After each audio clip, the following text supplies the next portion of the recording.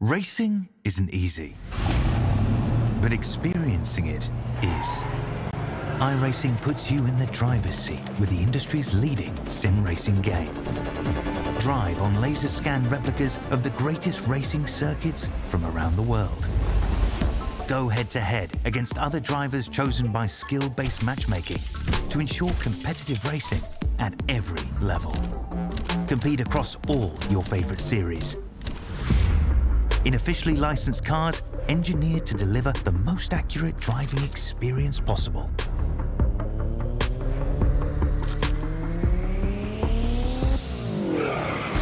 Join a race or host your own with players from across the globe. Race against the computer or in a league with friends. Feel the thrill behind the wheel. Visit iRacing.com.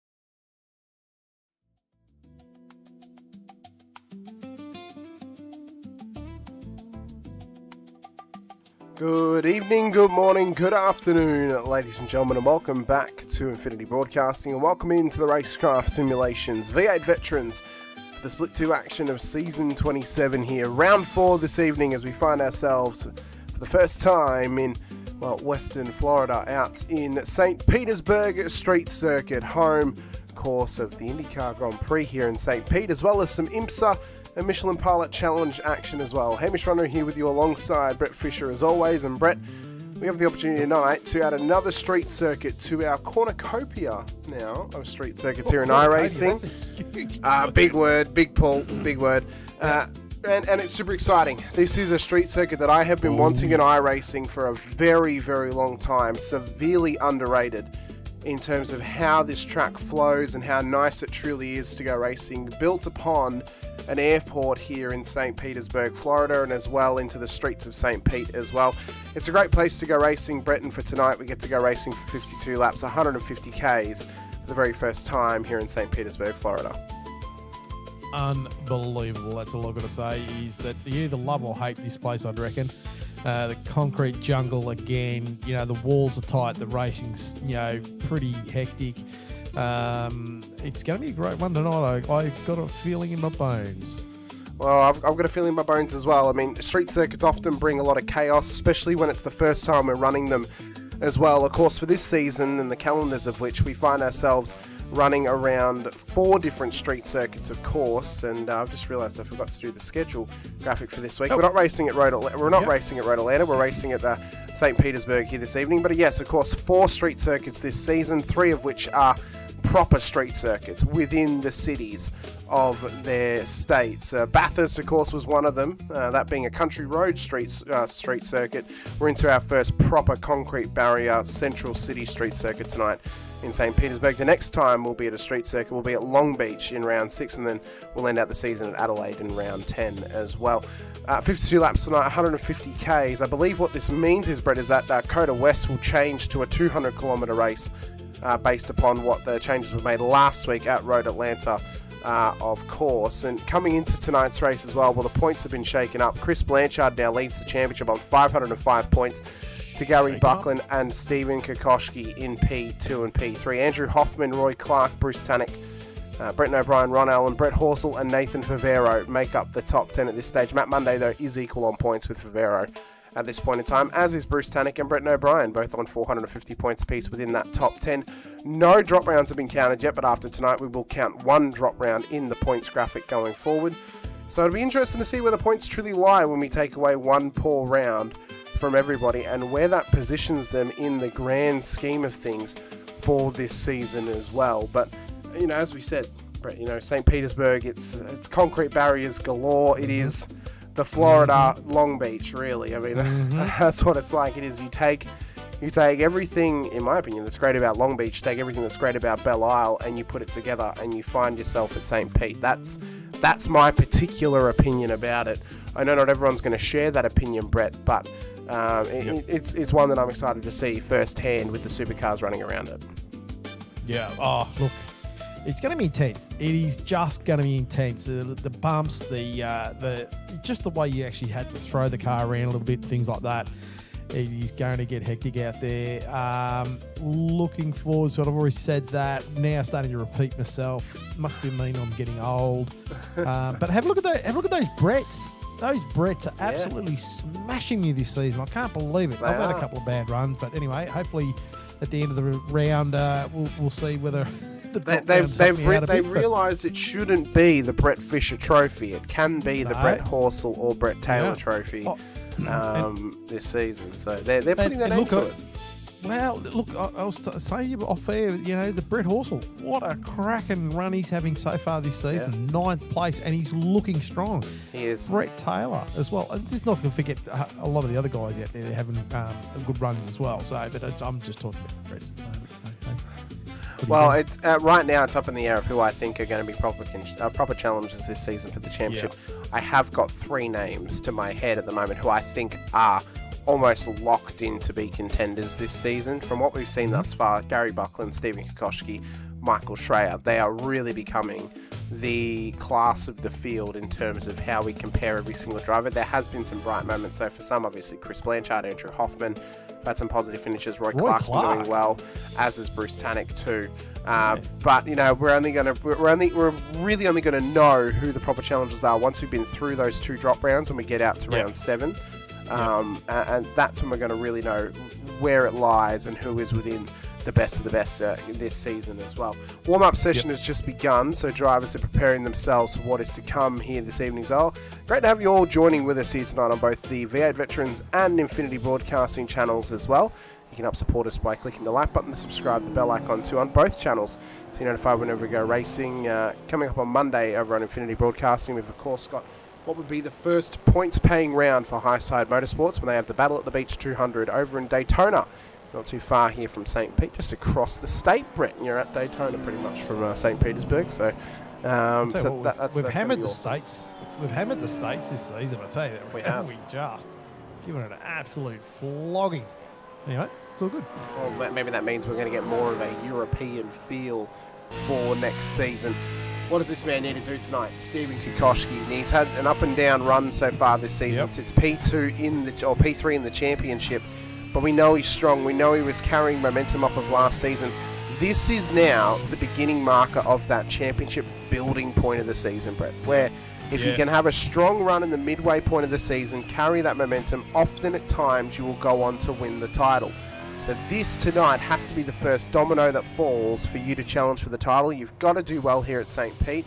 Carry that momentum into the Anzac Day round next week of VIR.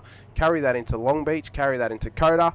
And then by the time we're moving over to Fuji, you should be in a pretty positive position in the championship standings. Doing a lot of carrying, but that's what you've got to do, don't you? You know, like you got to. Oh, someone having a bit of a drama in the background there.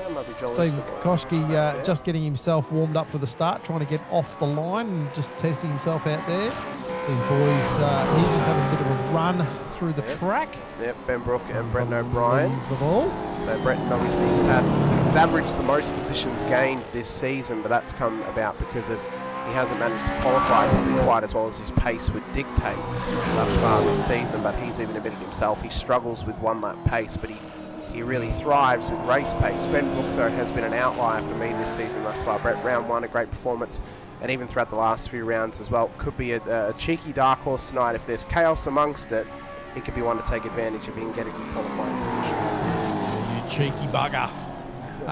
But isn't it, I mean, the track is just so tight and you know, it doesn't take much to get it wrong. And coming through the staircase section, through this back section of the track, I think it takes one driver to get themselves all out of shape. And to tell you what, you're going to have a whole lot of hurt. You know, there's going to be cars going everywhere. And I think it was it split 4? I think had a big track. They had a car park at turn 1. Car park, yeah. They found the parking lot for turn 1. So that's what happened for split 1. Brett Horse as well was trying to get a little break, warm up in for himself as well to prepare for the race here this evening. Matt Monday's out there as well. He had a strong run back at Bathurst and had a good run over the last few rounds as well, but not as consistent as other drivers out there. Could challenge for a top 10 this season though. And then of course Gary Buckland got that race win back at Road America. We're looking for another one this season. We'll see if he can do it here tonight at St Petersburg. Tough pit entry too. Not too bad on the pit entry. You're gonna have to pull a car pretty hard. Pit exit though, wow. What an insane pit exit. You know, you got to launch that car. You can't see the cars coming from the left-hand side, and then they're on you, you know. So it is the driver's responsibility on track. Driver coming onto track to actually slot in there. So the driver on track has the right of way, but interesting stuff. We'll see how it all plays out. We'll see how it all plays out this evening, and we'll have to be prepared for possible early safety cars and many safety cars as well across the 52 laps. Starting grid for tonight's race will be as follows. Tony Chapman will start pole position alongside Michael Jones on the front row of the grid. I believe Tony got over 400 laps worth of practice around this place to prepare for this one here tonight. So that's paid off for him in a pole position in qualifying. Michael Jones with another strong qualifying performance too, starting on the front row of the grid. To row 2, we find Gary Buckland and Ben Brooks starting on that second row. I mentioned for us to keep an eye on Ben tonight. He starting P4, he's going to be strong up there, as I think Gary Buckland will be as well. To row 3, we then find Stephen Kokoski and Chad Viger making up our top 6 cars in the grid order here tonight. Row 4, we find championship leader Chris Blanchard starting alongside Paul Burns for the top 8 cars on the grid. To row 5 and making up our top 10, we have Dave Duddle and Brett Horsell then for the top 10 cars. To row 6, we find James Boardman alongside Michael Quain for the top 12 cars on the grid here tonight as well. To row 7, we find Yusuf Corfiadis and Mick Clifton then for the top 14. To row 8, we find the top 15 made up by yourself, Brett, there. It's a good qualifying. P15 alongside Joel Oosterval for the top 16 cars. Row 9 in the top 18, we find Andrew Listener and Andrew Hoffman and all SCR 9th row of the grid before making up our top 20 with Scott Weston and Nathan Favero. To row 11 in behind them, We then find Ron Allen and Rick Viger to row 12. We'll find ourselves with Abel Verben and Matt Parker for the top 24 cars to row 13. We have Pete Baxter and Halil Cesar. Halil will be disappointed with that qualifying. He showed good pace in practice. He'll have work to do starting further back in the order here tonight. To row 14 in the top 28 cars, we find Todd Duggan and Brenton O'Brien. And to row 15 here tonight for the top 30, it's Scott McCune and Roy Clark. In behind those guys, we'll find Darryl Callahan and Brett Taylor. Then for the top 32, to row 17, we find Jamie Peters and Andrew Galley for the top 34. And behind them is Jeremy Bush and Derek Lovegrove. And starting in the final row of the grid, all on his own, is Matt Monday for the top 37. Race controllers here this evening, of course, headed up by Jordan Ross alongside Sean Vandermillen and Andrew Dutch on board the safety car here this evening as well. St Petersburg is going to call our name for the first time tonight. And, well, we'll see if the walls are going to be calling any of the drivers' names as well, Brett. It's high intensity, it's high pressure whenever we get to go street racing. It's one of my favourite forms of racing to watch, and especially when we get to throw some supercars around it, it always feels special. This track's got the feeling almost of the old Homebush circuit about it, if you will, and for anyone that doesn't remember Homebush, you may find the similarities to St Petersburg here tonight. But as the lights will get ready to go up, we'll get ready to go green flag with Tony Chapman on the front row alongside Michael Jones. Who's going to be master of the streets in St Petersburg? Revs rising. Here we go. Green flag for St Pete in split 2 for the first time, and it's a great start for Benbrook and Buckland and Kokoschki. Horrid start, 4 wide, it is a turn 1. 4 wide for them. Kokoschki made contact sideways with Chapman. He's already gone round. Brook though with a great start into the race lead. Multiple cars back here having to take evasive action. We haven't got the car parks now we thought we would have, as that there's Brett Fisher spun round down at turn 2. As Andrew Hoffman's now coming to make contact with Matty Monday. Unbelievable race start. Definitely the start that some people did not want at that point. Yeah, unfortunately it's inevitable. But cruising up there, a couple of cars having a bit of a injury there. And, oh, geez, that was that... Well, we got Usain here with a little bit of... damage on his car right now, but Scott Weston. Yeah, Scott Weston sort of had a bit of a lunge there and ran wide. Oh, that was a bit of a wall drag there as well. Let's watch down here at turn 11, because this could be a hot spot for the night. If anyone's going to go off early, this is going to be where it happens. Drivers trying to make it through as best they can for the very first time, of course, and that's where pressure can be brought onto you here this evening very early on. Benbrook, though, will finish the first lap of St. Pete as the race leader here tonight. Lap 2 of 52, 51 laps to go of St. Petersburg as Todd Duggan brings it straight into pit lane. Now, it's not going to count as a CPS because he hasn't completed a green flag lap, but he'll probably just need to get that car fixed up, and we'll see if he gets back out there. Blanchard's in as well, championship leader. So are you, Brett, as well. So all of you guys having now to commit to a 2-stop race here this evening. Yeah. And that's really going to hurt with it being only a 1 CPS affair. 1 compulsory pit stop across the whole race. You can get home on 1 stop, but you're having to do a 2-stopper, especially if we don't get safety car carnage. That's going to hurt. Yeah, heavy damage on the old Fishmobile, but have a look at these two. Ben Brook and Gary Buckland pulling away from Chad Viger at the moment. Jones right on the back of Chad. That was Pudby as well. Chapman, after that big loss at the start, he just didn't look like he got the car hooked up and away from the line as cleanly as he would have liked. Oh, a bit of a challenge there. Boardman on the around the outside. Of, got the job done on Brett Horsell there. It's a good move. Yeah. For Boardman. Chapman off the road, though, down to the final quarter. So he's run it deep. That's dropped him bulk positions, and the dominoes are falling for Chapo after qualifying on the front row and in pole. Yeah, he's already back now to P9. Himself. Unbelievable pressure that can come from a street course, and that's how it can bite you. Darting up the inside there, yep. Good move though for Brett Horsell, and it's so exciting to finally be here, Brett. This has been such a long time coming. I've waited for this moment for so long, and I'm absolutely giddy now that we're finally here at St. Petersburg. and I'm already asking, when can we come back? Have a lie down. Well, I'm already asking, when can we come back? Because I thought, I mean, look, even though I was tied up in that early incident, I actually, once I got back and going and all sorts of stuff, I actually did enjoy the track. It was, and I had later on in the race, I had a really good battle, and it was really fun to be out there. There was a train of about 7 or 8 cars, and it was fantastic. But have a look at this, all the cars nose to tail through here.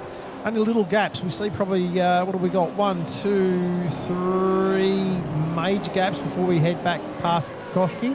And Kokoschki will not be happy with that start at all. Car in the wall. Yeah, Matt Munday's just running a little bit too deep down at turn 8. So now he'll have to get himself going again. Michael Quain in, first proper CPS driver of the whole race, is now into pit lanes. This will count as a compulsory pit stop. Hoffy has been in as well, so that's going to count as a compulsory, as is Nathan Favera. So I lied. Nathan was actually the first of the compulsory pit stoppers here this evening, as Hoffy has to get out of the way of some of the traffic here this evening. Yeah. Very intense track, though. Like, you really had to be on ball all the time, on your marks, as you sit on board with Mr. Brook. I mean, it's such a special place, Bretton. For anyone out there who may want to get maybe a feel of what would normally run around here. Yeah, Corfidis is dropping. This car is limping. That car has got a poor engine in it. So I don't know if that's contact or if his money shifted. The engine's not gone. He's still rolling. Yeah. But that is a rolling danger for those drivers as Kokoschki's in. So Corfidis is trying to nurse this thing back. Pete backs it straight into him. Todd Duggan as well. Nowhere to go through the kink. And a real shame for those guys. Duggan, wasn't it? Yeah, that was Todd Duggan into the back of Baxter. And major. Oh, that car. That's now 2 He's engines. smoking as well. Yeah. The beautiful thing is tonight, management did give them 2 fast repairs for this new track. So 2 fast repairs, 1 CPS. So the beauty is they've got 2 lifelines across the whole race to get themselves going again as Baxter now brings it in. Yep. So he would have copped a bit of damage from that as well, but not as much as those other 2 boys. We are riding with Scotty Weston, with Matty Parker right on his ginger, having a bit of a look there. Scotty really had to commit to an overtake if you wanted it really bad. And, you know, through the staircase section of the track, you just had to sort of really thread the needle, you know, and, yeah, I tell you, a brave man's going to try and make a pass there. Parker just a bit sideways out there, lost a lot of speed off that corner. Weston getting away with a bit of... Kokoschki off again. Yeah, he's off, and he's off down at turn 11. So, wow. This is one of the danger zones, one of the hard braking zones of the whole circuit. You see the runoff area. Yeah. And he's now just having to wait to get it going again as Duddle brings it into pit lane. Right. Well, his race is not over. He's still in it, but I tell you what, he's got to be hurting. I mean, he's had such a really good run so far, and he's just... Yeah, that's bad luck, unfortunately. Duddle in pit lane at the moment. Yep, so Dave Duddle brings it in. His teammate, Joel Oosterval, now finds himself inside of the top 10, up 7 positions into P9. Scott Weston, a few spots back, is up 9 positions into P10. Parker up 13. Verben up 10. Callahan up 16. Clark up 13 as well, as Pete Baxter has now gone round. Down at turn 8. Into the wall hard. For the CX2 car, and the rear end's got major damage as well. He's waiting for the traffic to come past. I believe the car is still running, and he's just waiting for traffic to come by. That's an Austin Powers move, that, unfortunately. Well, it really is. And he's now going to have to wait to back that thing up and get it going again. Kokoschki comes past. That should be the last car on the train. It is. And Pete gets himself going once again. But that was such a long hold for Pete Baxter. Right there as Weston battles with Parker now. We've got Clifton in behind them. Verben as well, up 10 in a great move thus far. Parker's looking very racy tonight. Right up under the ginger of Weston. Roy Clark making the comment, I can't believe all these early pit stops. I think a lot of the guys had damage. But some of us also, we did talk about an early stop and make it a 2-stopper. You know, just in case there was, you know, depending on where we qualified. I think the only worth would have been if there was a safety car on lap 1 and you pitted and took your big fill then, and then you took a 1 second stop at the end of the race. That would have been the, that might have been the play maybe. Parker really aggressive the nose right out there. Yeah. Verben, Verben sideways out of that corner. That was Clifton. He's going to take him out of the train. No, that was Clifton. Clifton got way loose And now Verban's actually going to go around his outside here, Oh, Brett. sorry. Yeah, my bad. To be fair, they both got green cars, so it's okay. Yeah, my bad. Mistakes happen. We've That's got Ron nothing Allen, unusual for me. Ron Allen, Darryl Callahan as well, the two M1 used cars entries in behind them doing well. Rick Viger carrying a little bit of damage on the front of that Angry Birds entry as well. Galley is into pit lane now. Duddles had to come back in after he copped a black flag for speeding in pit lane. So actually, this is a stop hold. That's 44 seconds. That's a stop hold for him. Oh, wow. As Lovegrove's now got off the road as well. And that's down at turn 11 again, Brett. So that corner is really catching drivers out tonight. The hard braking zone after such a long straight is really catching them out as Brook and Buckland hanging together at the front of the field. Viger and Jones hanging together in P2 and P3 and P4. Paul Burns makes up the top 5 with Bourbon, Horsell, Chapman, Oosterval and Weston the top 10. Jones up there again, so I'll be interested to see how he goes tonight with his pit strat. This should be Michael Jones' best chance to get a race win, Brett, because he only needs to do one pit stop tonight. He doesn't have to do two. Yeah. So he can't throw it away from a fuel strategy. Yeah. I'll tell you what, though, he's dragging that car on the wall. I mean, there was 2 occasions where I saw there he actually dragged the car on the wall, so he's really using the extensions of this track as much as possible. So he's opening up these corners incredibly much so, but he doesn't want to do too much, otherwise he's going to get himself in a bit of trouble if he hits that wall a little bit too hard. Gets the car unbalanced, but he's doing all right so far. Picture perfect conditions tonight, Brett, of course, as well, bringing beautiful Floridian skies, sunshine, barely any cloud cover, 27 degrees track temperature this evening. It is a cold day, of course, 18 degrees, so not really typical Florida weather, but the sun's out, and that's all that matters when you're down in Florida, of course. But we ride with Michael Jones at the moment, and he's riding the rear of that car so nicely, and now they've got some lap traffic of Nathan Favera to deal with up the road. Yeah, I was just going to comment on Jones's. The attitude of the car looked really, really racy there. It looked like he had really good control on that car. Just actually putting the power down in the right spots. Just really tagging on the back of Viger there. Listener dropping a couple of spots. And I think he's just been caught out. Oh, actually, that's big damage on the front of that car. So he's carrying some heavy damage as Andrew Listener. He's got to bring it into pit lane now. Get his stop finished and over with. Get the CPS finished and the fast repair. And then push this car to the end. Repairs. Yeah, Roy Clark saying in the chat, and I'm agreeing with him. If Michael Jones learns pit strategy, I don't know if anyone will be able to beat him, Brett. No, that's right. He'd We're be all unbeatable. in trouble. He's quick. He's very, very quick. Very, very quick. And I know that he would have had some offers by now from some teams, but from speaking to him, I believe he's just happy to be a privateer for the moment. He's happy to go out there on his own. Run his own race. Run his own race and do his own thing. And, we'll see if that can pay off for him at some point as he continues to race through in P4 at the moment. Dragging the car again on the wall. Obviously just getting the car right out there, but I don't know. You can see all the switch backing of the circuit as well, Brett. Now, one thing about street circuits is you do have to wrestle these cars around them. It's low grip. It's really, really tough.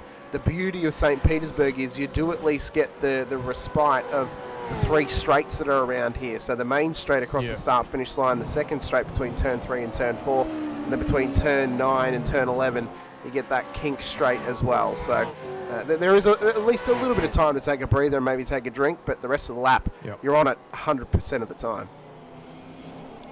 Jones closing up on Viger at the moment. Listener just exiting pits after he's travelled through. Again, just racing his own race is Michael Jones at this stage. Lap 11 of 52 now underway. Ben Brook continues to control the field. Now, critical lap tonight was lap 1. So it means that it doesn't matter when anyone pits, they will make it home. But the furthest they can go on the fuel is roughly lap 19 to lap 20, depending on the fuel usage this evening. That means you're probably more than likely going to have to run, if you run it long, you're going to have to go 20 and then 32 to the race's end. Hopefully, for some of these drivers' sakes, there is a safety car in there somewhere to at least soften the tension on the tyres, because you don't want to be running them too long. Max you're going to get out of them is roughly 46 laps, and that is the peak maximum that you will get out of the tyres. So the field's spreading out a bit here at the moment. Jones then back to Paul Burns, 3 seconds. Boardman, 1.5, 2. Brett Horsell, 4 seconds. Chapman, another 2 seconds there. But then we come back, as you've just shown us there. Mick Clifton is got a little train behind him. He's doing a great effort tonight, is Mick Clifton. And this is now going to be the difficulty. Now, it's not going to be a race of battling back and forth and you know, running at a point of side by side. Who was that? Who was that going for the move? Was that Clifton. Matt Parker? Matt Parker yeah. is under pressure here from Mick Clifton, who's trying to do this around the outside if he can, as they come down the main straight. Parker's in the pit lane. Parker's in the pit, yeah. So Matt Parker brings it in for the first time in this race. It should be the only time if he strategized the car correctly. But Clifton continues on his battle with Abel Verben. Now, pit exit tonight is going to be tough. You're coming right out into the fast lane of the traffic, Brett. Race control stating that the drivers on the racing circuit have the right of way. So it means that if there's any incidents caused by cars coming out of pit lane, the onus is going to be on them, and more than likely they're going to be the ones to cop the penalty because of it. Nathan Favero, what happens when the tyres run 0% in iRacing? I think it's a simulation of a blown tyre. It's a simulation of a puncture when it gets down to zero. I've never gotten my tyre down to zero, so I can't confirm or deny that. Only an 18-second stop for Matt Parker. So, Michael Quay, Matt Parker, Chris Blanchard, yourself, Brett, all you guys doing less than what would be the fill rate tonight. Same with Galley and Andrew Lister. So it appears that those 5 drivers are all committing now, or 6 drivers are now committing to a 2-stop race here this evening, especially with yourself and Blanchard who pit on lap 1. Interesting though that Parker and Quain's committing to the 2-stopper. I have to wonder, did they check the sup regs, or is this a part of their strategy?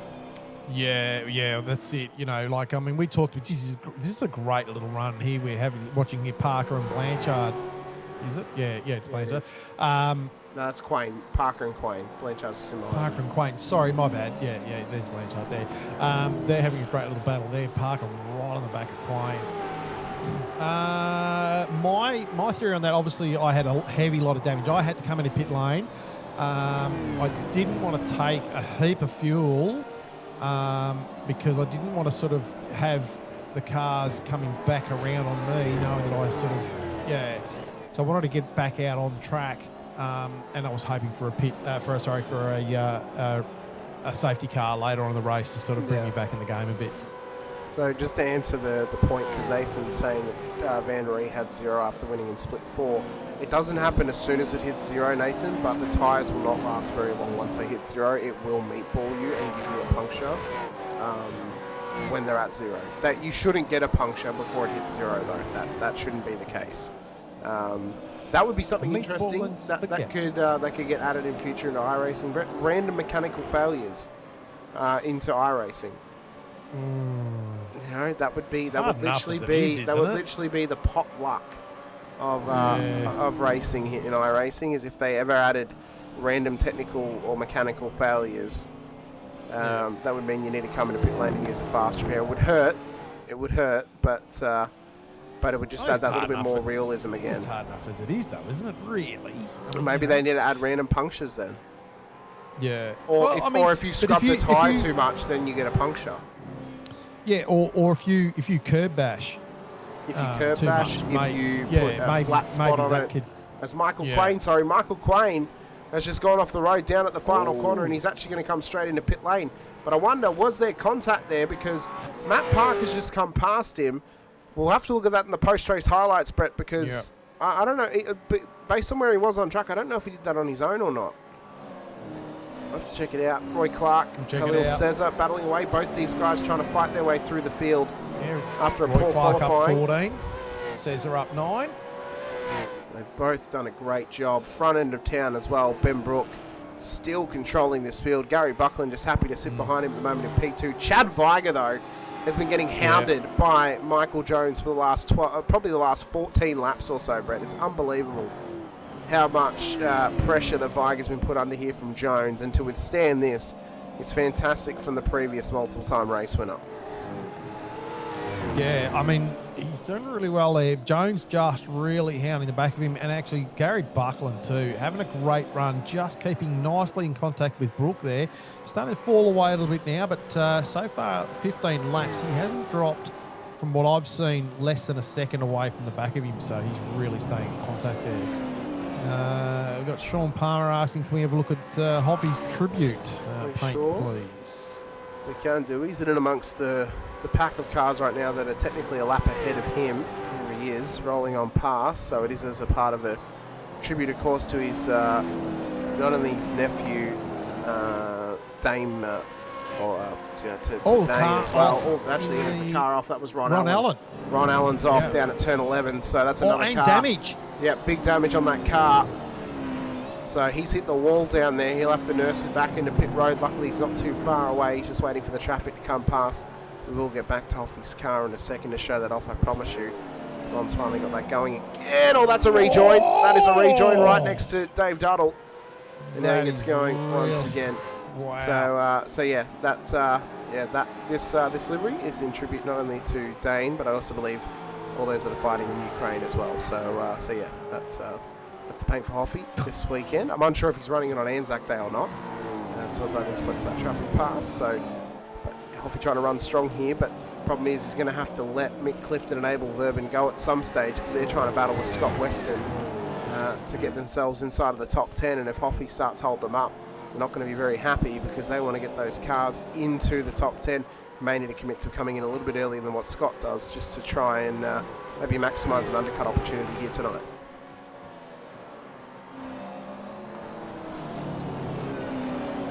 Just keeping an eye on Buckland up front. He's closed that gap up to just over half a second. Viger.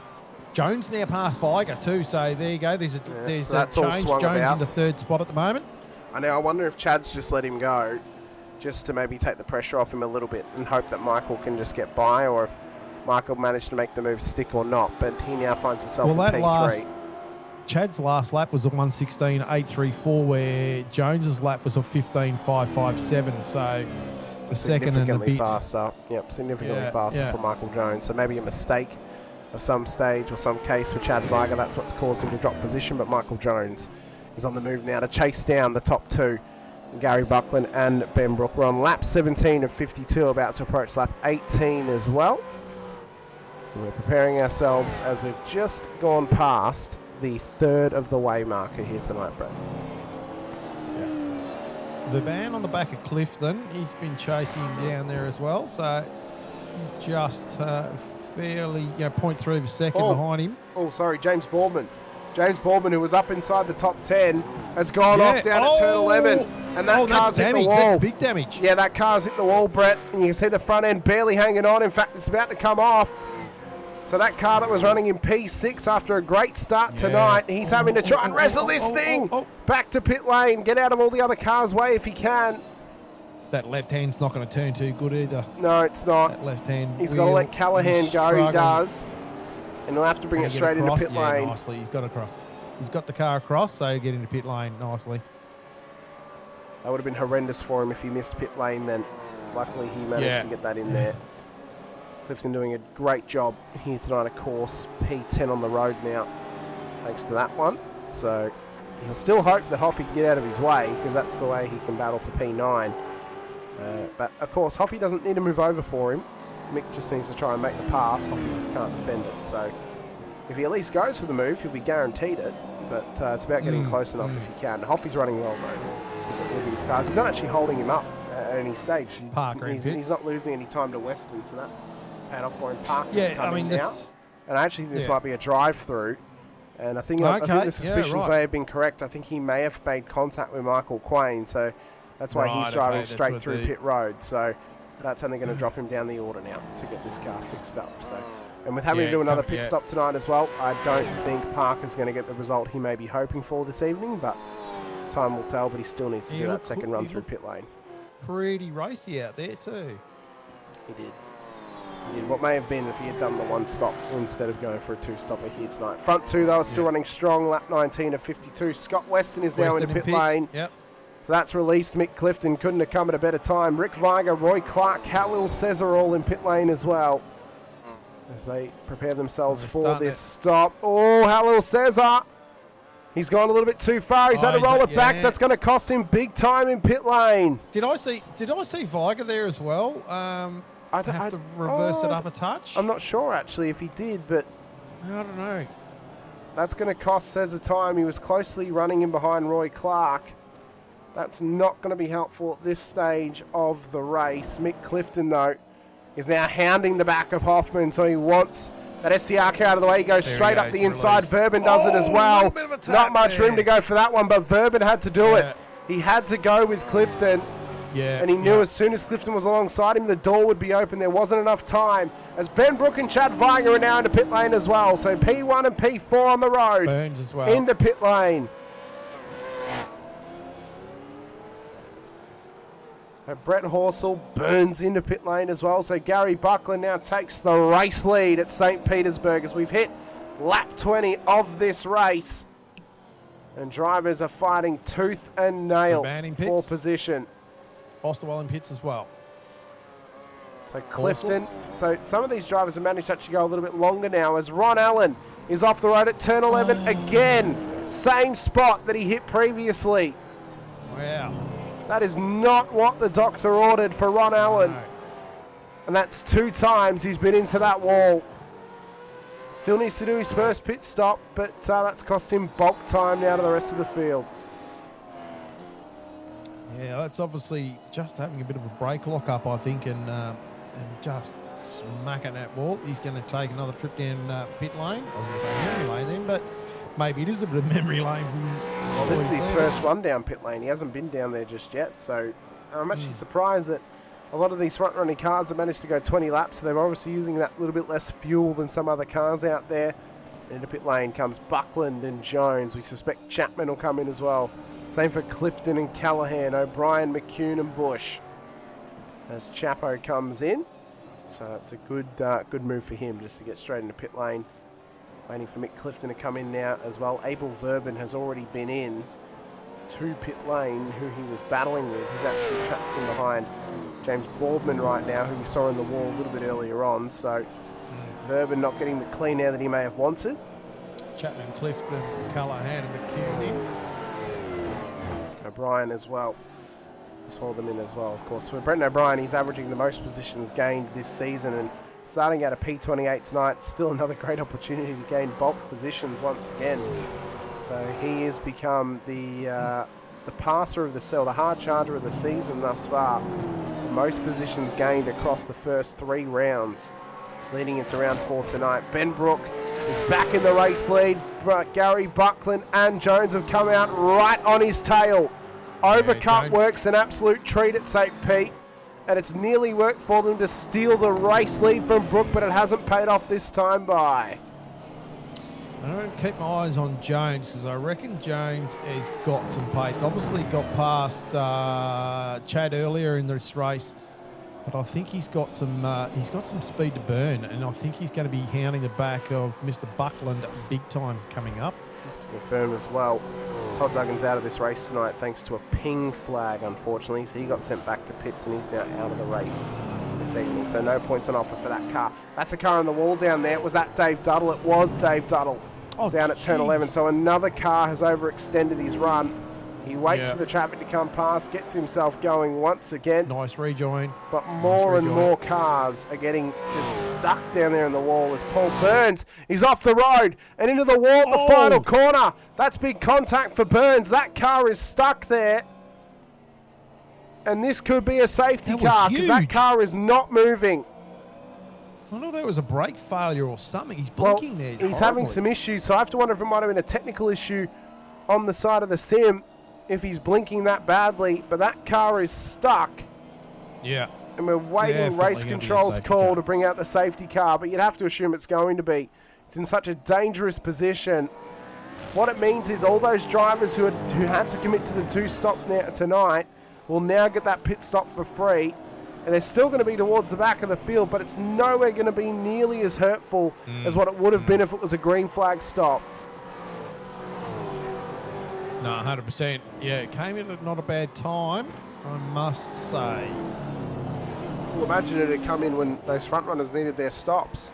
It would have been brilliant for them. They would have had it for free once again, although they wouldn't have had the gap that they've got now, but that's still going to be null and void because of that safety car. And there you can see the carcass of Paul Byrne's car in the foreground there. Safety car is out on track, so we do have a Project Fade streetwear safety car this evening. First of the evening, we went 22 laps without a safety car. I was actually quite impressed. Quite impressive to go 22 laps without it. Gives me hope and faith for Long Beach in a few weeks' time, Brett, that maybe we could go safety carless in the California concrete jungle. Bloody Long Beach is going to be a walk in the park compared to this place, I'll tell you. Well, maybe not. Who knows? I'll probably put the Moz myself now. All those lap cars that are ahead of the race leader get to come straight past Andrew Dutch on board that safety car. Ben Brook will get picked up by him in just a moment's time. We are nearly at the halfway point of the race. This is actually a perfect time for us to give thank you to our series sponsor, of course, the title sponsor, Racekraft Simulations, which have now moved away from their on-ground location at Perth Airport to being an online-only store, so you can visit them at their website. And you can order straight from them to your door, of course, but I want to take this time to go for a very, very quick ad break to give thank you to them properly by playing some of their ads for you. So don't go anywhere. We'll return very soon with the second half of the St Petersburg race for round 4 of the Racekraft Simulations V8 Veterans Season 27 with the Split 2 action. More to come here in St Pete.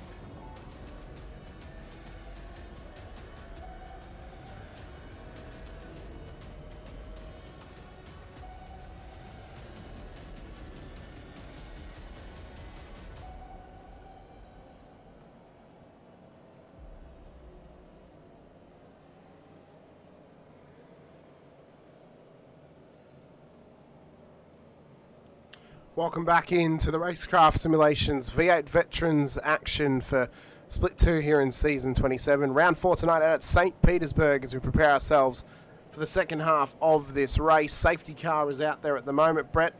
There's been some big pressure on these drivers tonight to try and survive the concrete jungle that is St Petersburg. And what a race it's offered us thus far, and has been a race of survival. The strategy's not really been a part of the race tonight, being that it is a 1 CPS affair, but it intrigues me to see what a longer race format would do at this place in future. Maybe a 250k race with multiple pit stops involved. That one could be an absolute doozy if we could see it in future on the Vets calendar. Doozy. Definitely a doozy. And now we're going to see all the field racked, packed, stacked, ready to roll. And I'll tell you what, I think we're going to get some excitement. A few boys being released from their lap down, so they'll be happy about that.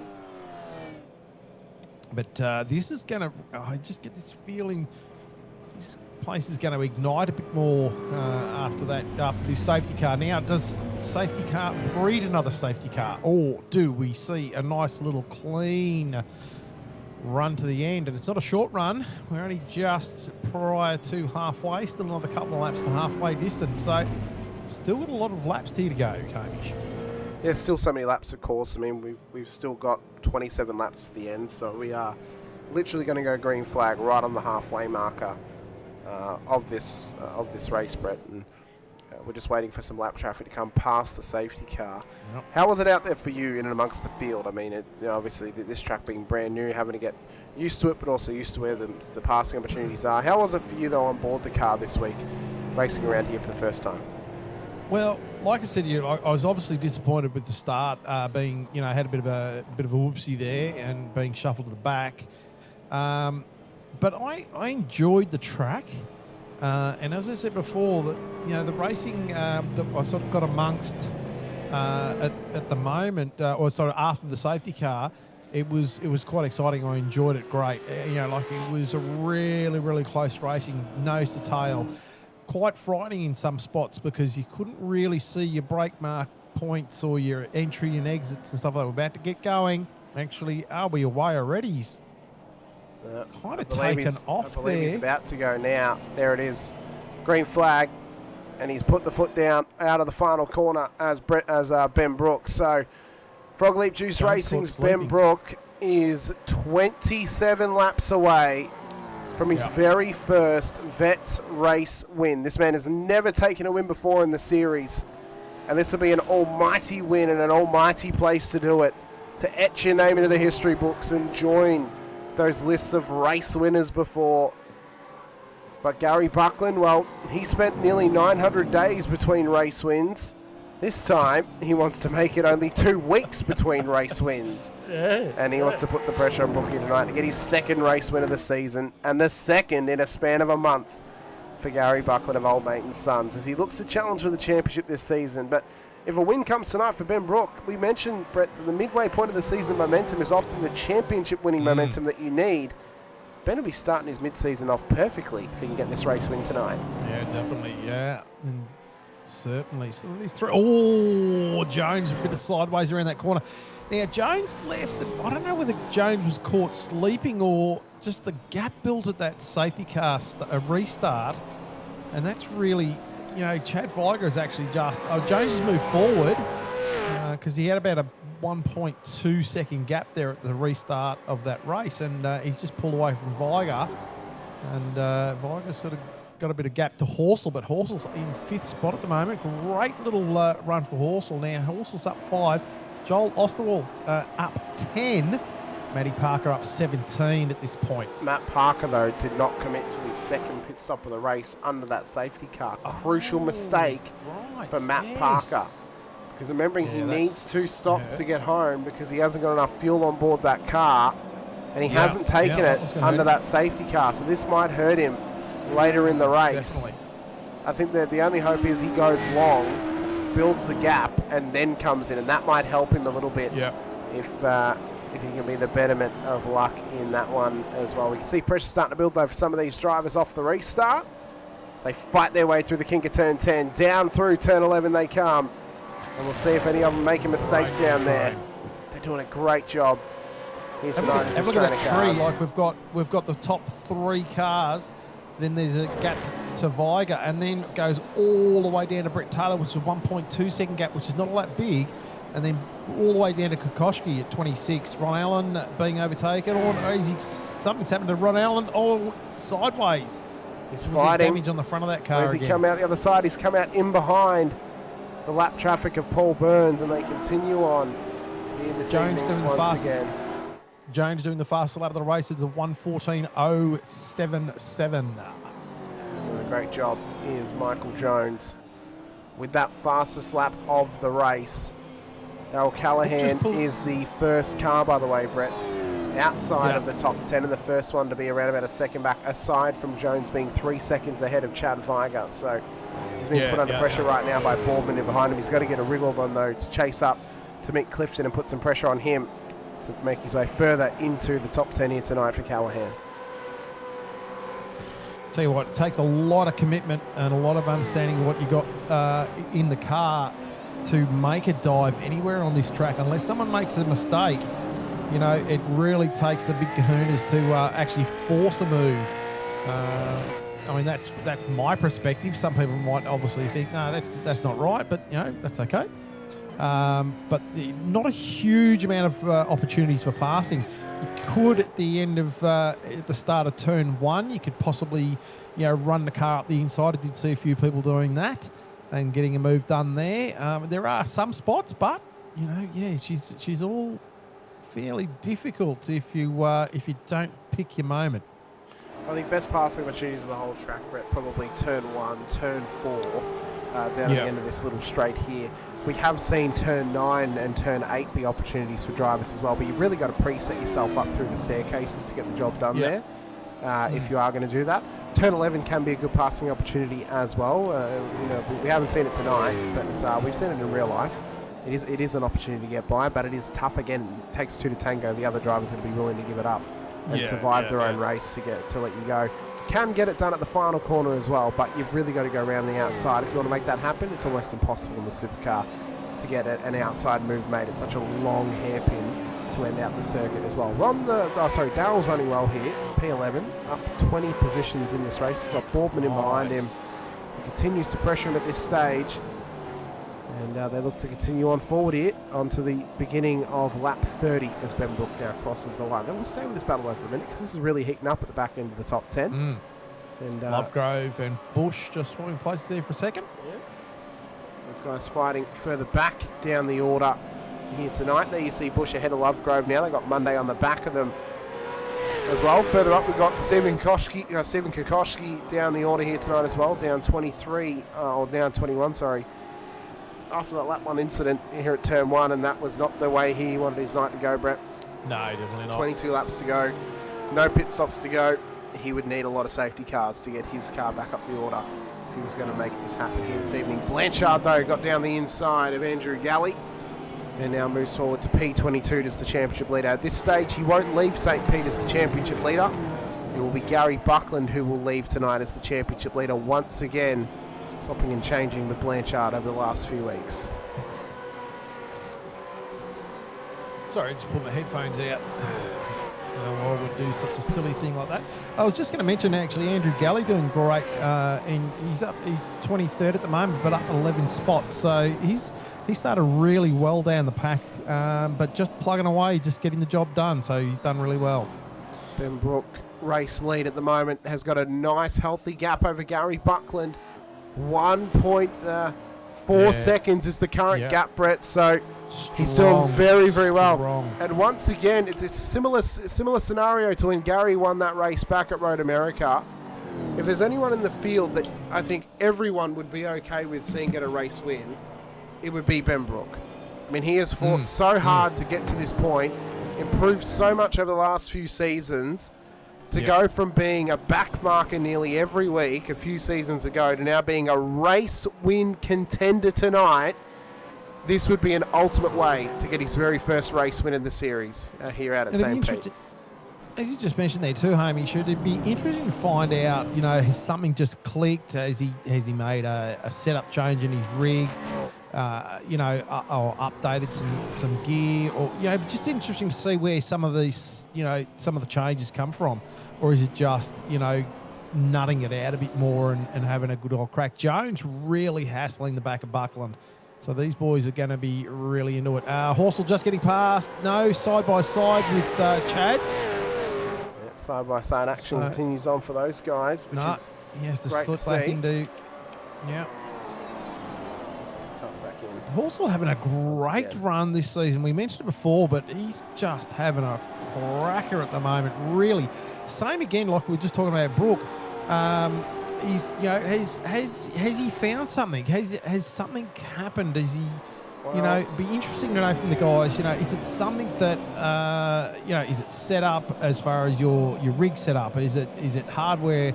Have you updated some hardware, or have you just found some pace? You know, it'd be just interesting to hear from the guys. This would be his 41st race start here this evening. So if he gets this win, he'll do it before he gets to his 50th start, which will be coming next season. As of round 3 of next season, if he races every single race the rest of this season, and then obviously the first 2 rounds of next season as well.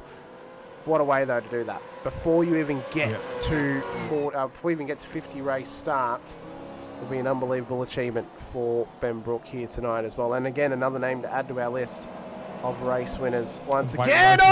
James Boardman! Big contact into the back of Dale Callahan. Looked like he just got a little bit loose through there. Makes the contact. It'll be a drive-through for Boardman, you'd have to assume. Yeah, that was a massive mistake into that corner. That was huge. Lucky they both got away from that. Although, like you said, Boardman's obviously going to cop some wrath of that from safety, from the race control. Oh, well, you would assume it's going to be a drive-through. As it's drilled in, as Nathan Favero's now got into the wall. Down at turn 1, I think he got drilled by somebody as well, Brett. So Favero into the wall at turn 1. Or turn 2, actually. Sorry, just before turn 3. Yeah. And that car is struggling back there, and not the night that Nathan Favero would have wanted after such a strong start to his season, being in the top 10 in the championship. How quickly can it happen? In a matter of a couple of moments, we've seen 2 big cars. Buckland and Jones going side by side there for a second. Jones, Buckland. Oh, they're still side by side through the final corner. Buckland's going to hang on for now. Jones gets it loose off the exit, but he's got the power down. Jones is hounding Gary Buckland's car for this position, and he just wants to get the move made. Does the Kiwi? Can he do it? See some action on track, big time. You know, it's going all over the shop at the moment, but I could see that one building for quite some times. Jones definitely got the pace. Boardman now in pit lane. Jones definitely got the pace, and he's just feeling like, I want to get past Buckland. I want to get past, but, you know, obviously just not being able to complete that move. Well, of course, so Michael Jones, to give you the comparison to Ben Brook, Brett, 38 race starts in Vets. It's his 39th this evening. He's also without a race win in the V8 Veterans. So there's 2 drivers around that 40 start marker who are still yet to get their win, who are in contention for their first race win here in the Veterans tonight at St Pete. So both of them could do it if they can battle it out. Looking strong. Gary looking quite poised though too. I mean, don't put Gary down at all, because he's a veteran like we all are, but you know what I mean. He knows how to hold a wheel of race car, so interesting. Jones is going to have his hands full. Obviously, that last attempt didn't come off. Now, is Jones going to sort of settle the car, cool those tyres off a little bit and have another crack? Well, they're both running very, very strong at this stage. I'll give you a couple more stats if you like, Brett, as well. Oh, stat away. And Michael Jones is a 13% pole rate out of all of his starts. He has 5 pole positions. His average start is 11.2. Ben's is 17.9. Average rating, though, Ben is 68 and Jones is 81.9. Top 5s, Ben has 5, Michael has 9. That'll get 1 more for them tonight with how they finished. That's for top 5s. Top 10s, Ben's on 11. Michael's on 14. So they're actually very closely comparative between the both of them. But ultimately, Michael's been showcased well because he's qualified better than Ben has across his run throughout Split 2. So Ben's finding that pace finally. Look at Jones and he's up here. But Michael is doing an incredible job here tonight. Once again in behind Gary Buckland. Okay, he's just over that last couple of laps. He's just chilled the car down a bit, and he's straight back up into the back of Gary Buckland. Like, that just says to me that he has got pace to burn. You know, he obviously had a lunge at Gary a lap or so ago, and he's straight back up onto the back of Buckland. So this is definitely one to keep an eye on at the moment. And there's plenty of other racing going on track too. Plenty of other racing going on. Rick Viger under pressure here from Halil Cesar with Scott McCune. Brett Taylor in behind them as well. Brett Horsel's now been passed by Joel Oosterwald and Matt Parker. So Yeah, I wonder Horsell whether has he's got a- struggled through there. Chapman's on his heels now too. Does he go for it down at turn 4? He wants it on the inside as Chapman. Oh, he's going to be forced on the outside at 5. Dangerous. Can't get there though. And they continue on. This is corrected order, P6 battle underway because of course Parker does need that second pit stop tonight. Yeah. But Chapman and Weston are continuing this fight to go with 16 laps left in this race coming up when we cross the line. Tell you what, those last few laps have peeled away very quickly. Jones about 1 point, only 0.1, 0.2 off the back of Buckland. It's where we've seen him go have a bit of attack of him last time. He's gone a bit of a wider entry, so shallow exit. Has he got the speed off there? Not quite. Gary Buckland is just going to cover off. Jones comes along as well. Doesn't look like he's got the pace there at the moment. Hasn't got that slip on that. But he's still chasing Taylor Buckland. This is a fantastic battle, I'll tell you now. I mean, they're going at it tooth and nail, and Ben Brook is smiling ear to ear because the more they battle, the more gap he gets, and the safer his race win is becoming. He'd be loving this in his rear vision mirror. There we go. Yeah, no, you can't say it slowly. You got to say it as fast as you possibly can, so you can try and trip over your own tongue. He'd be loving that at the moment. Just seeing that little battle go on. Even just not letting further it down. No. Not letting it down at this stage. Further down as well, obviously, Brenton O'Brien, Roy Clark, Rick Viger, Halil Cesar, Scott McCune.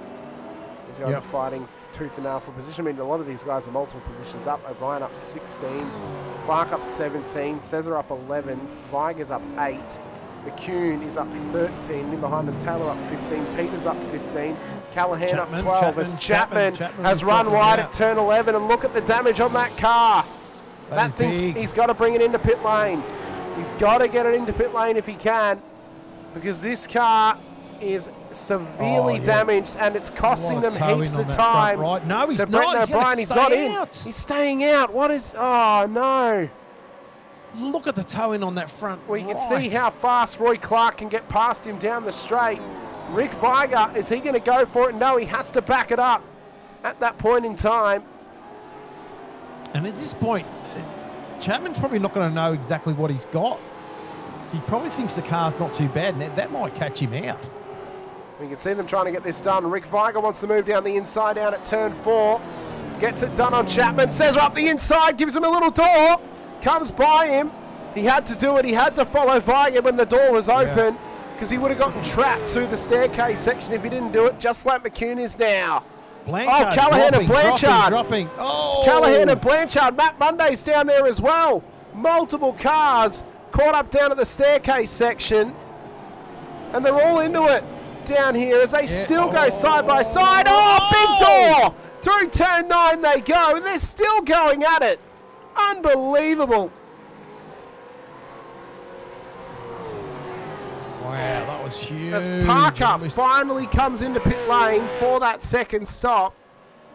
This will now drop him well down the order tonight, but those guys are still wrestling for it. It's off the road now. Matt Monday and Derek Lovegrove. Unbelievable down at turn 11. Matty Parker, Chapman in pits. Well, we suspected that Chapman would have to come in. He's now lost his bonnet, so that's why he's in. Parker will be looking to get out of pit lane as swiftly as possible. New tyres on this car, though, with only 14 laps to go. So with fresh tyres, he will have some good grip out there compared to the other cars. How further up the order can he get? He's down 6 from where he started. He may gain a couple if he can keep it neat and tidy throughout the rest of this race as he comes out of pit lane now. In behind Callahan and Boardman, who sneaks ahead of him. All of a sudden, this fight continues.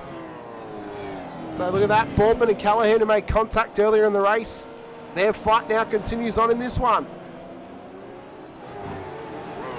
Unbelievable. Oh, Jones has got past Buckland. Oh, he has. He has got past him. Or has he? He's alongside him down the straight to turn 1. Jones is there. Has he got him? He has. To P2 goes Michael Jones. And now looks to chase down Ben Brook for the race lead with Gary Buckland on his heels.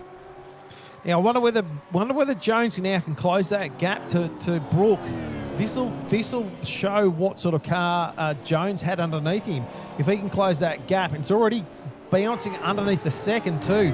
Gary Buckland half a second off the back of Jones. This is heating up for the race win. Two drivers looking to get their very first win of all time. It's unbelievable the storyline we're getting.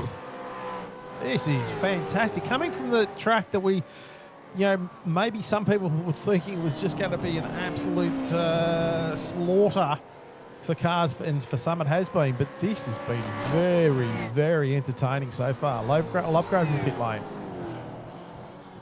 And Jones definitely closed up that gap, already down to 0.6, 0.7. It's getting racy here. Matt Parker on those fresh tyres is looking to make moves already here, Brett. So he's stuck in this train. He's got to get this move done as quickly as possible. He's got to try and get past this train of cars to take advantage of that clear track ahead of him and these fresh tyres. But he's got 4 cars to deal with if he can get through. And that's the hard part about this track, because there's not a lot of passing opportunities, apart from the ones we talked about earlier. Is there going to be any desperation moves, that are going to catch some, force some action to happen? Who knows? There was a bit of contact then. There was contact. Boardman off the road. Parker comes through. He didn't go all the way off, but he's definitely been forced loose through there. Yeah. No, he's not been off. I wonder, will race control give him a points penalty, or will they give him something else for Matt Parker? Yeah. I wonder whether, it's interesting, because that was definitely probably not up far enough. Look at Jones. Jones now right up, and this answers the question.